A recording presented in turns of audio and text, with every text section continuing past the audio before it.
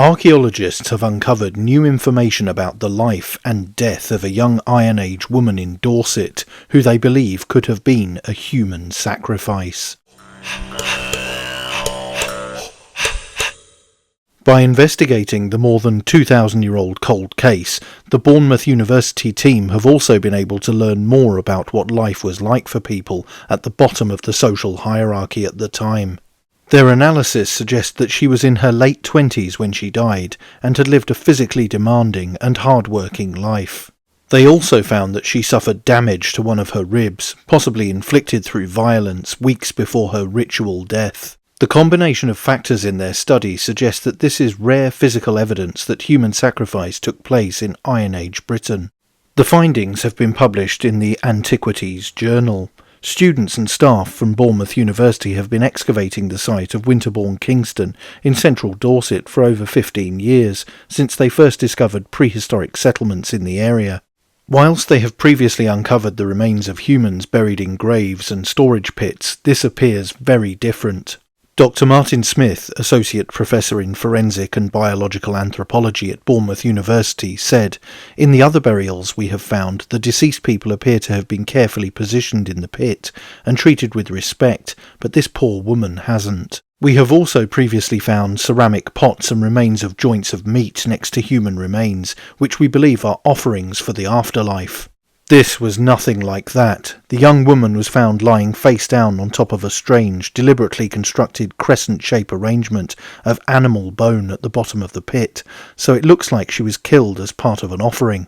By studying the bones, the archaeologists have been able to discover more information about the victim's life and tell some of her story. Her spine showed signs of significant degeneration and arthritic damage for her young age, and she also had damage to some of the discs between her vertebrae. This indicates exertion from regular hard work. She also had well-developed and rugged muscle attachments, which is another sign of a rigorous and continuous physical activity. The team also studied isotopes in her teeth, which means they can identify where someone got their drinking water from as their teeth were developing as a child. This suggested she originated from over 20 miles from the settlement. They are now carrying out DNA analysis to establish whether she was brought to the settlement as an outsider from another community.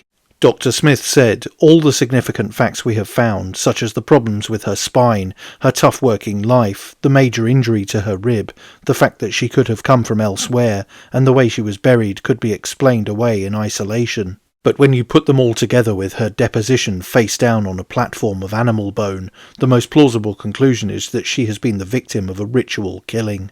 And of course we found a large cut mark on her neck, which could be the smoking gun. The team highlight that as well as providing evidence of human sacrifice, being able to understand the life of the Iron Age woman has been important, both in terms of telling her individual story, but also in understanding more about less fortunate members of society in the past. Dr. Smith explained, "The burials that get most attention tend to be those of higher status, privileged people. However, being able to humanise the story of this woman's life has given us a valuable glimpse into the other side of Iron Age society. Behind every ancient burial we find is someone's story waiting to be told." Part of the paper's conclusion read, "To date, although animal and human sacrifice in the British Iron Age has frequently been inferred, archaeology has been largely unable to supply much in the way of evidence either for ritualised killing or for the context of such activity.